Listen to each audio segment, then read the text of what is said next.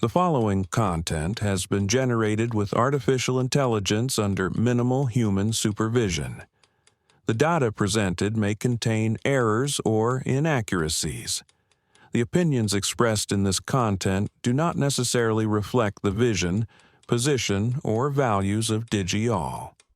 We recommend verifying critical information with additional sources before making decisions based on this content.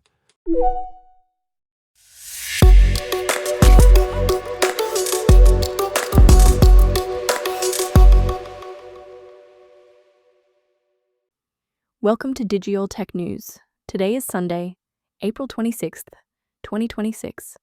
I'm Kylie Brooks, and this is where technology becomes clear and engaging. London's Metropolitan Police says a Palantir-built AI tool helped trigger hundreds of internal investigations into officers and staff in just 1 week. OpenAI and Anthropic are expanding the AI talent war beyond researchers by recruiting top enterprise software executives and go-to-market leaders. The IRS is betting that AI can sharpen audit targeting, but staffing losses and budget cuts still leave the real impact on taxpayers uncertain. The AI data center boom is being tied to steeply higher electricity bills, with consumer advocates warning that households are absorbing the costs of digital expansion. Facing a weak entry-level job market and growing AI pressure, many Gen Z workers are turning to entrepreneurship instead of waiting for traditional career ladders to reopen. According to The Guardian, the Met used existing internal data with a Palantir-built system over 1 week, and then opened cases ranging from work-from-home violations to suspected corruption and criminal misconduct. The force says 98 officers were assessed for abusing a shift roster system. About 500 more received prevention notices tied to the same issue. 42 senior officers were flagged for serious non-compliance, and 3 officers were arrested on allegations including fraud, sexual assault, and misconduct in public office. To me, this is one of the clearest signs that AI oversight is moving inward, with institutions using algorithmic tools, not just on the public, but on their own ranks. CNBC reports that OpenAI has recruited executives such as Denise Dresser and Jennifer Majalesi from Salesforce, while Anthropic has also been hiring from the enterprise software world, and OpenAI has pulled in forward-deployed engineers from Palantir. As of January, enterprise customers represented roughly 40% of OpenAI's business, and CFO Sarah Fryer said the company is on track for that share to reach 50% by year-end, alongside more than 1 million business customers worldwide. The bigger story here is that the AI race now depends not only on model builders, but also on the people who know how to sell these systems deep into large organizations. CNN notes that only 0.3% of returns were audited in tax year 2021, and even for targeted groups, the audit rate is often well below 10%.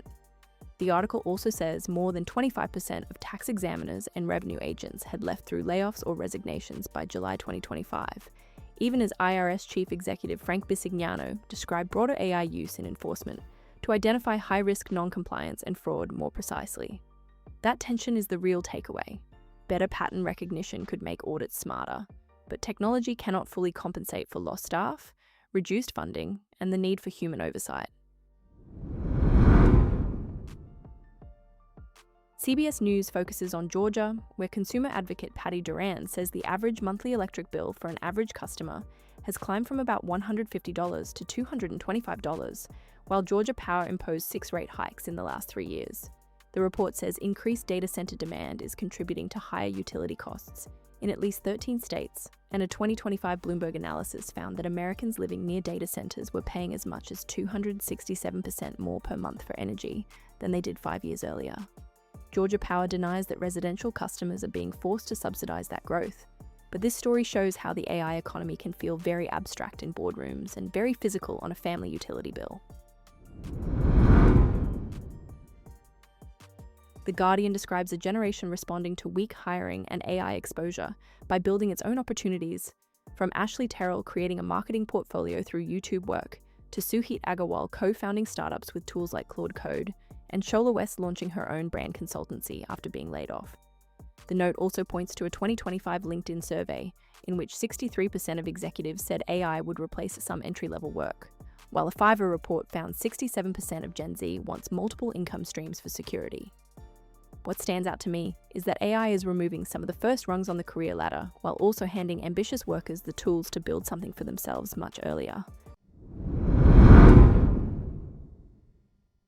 Across today's 5 stories, AI is acting less like a single industry and more like a force that is reorganizing institutions, careers, public services, and household economics all at once.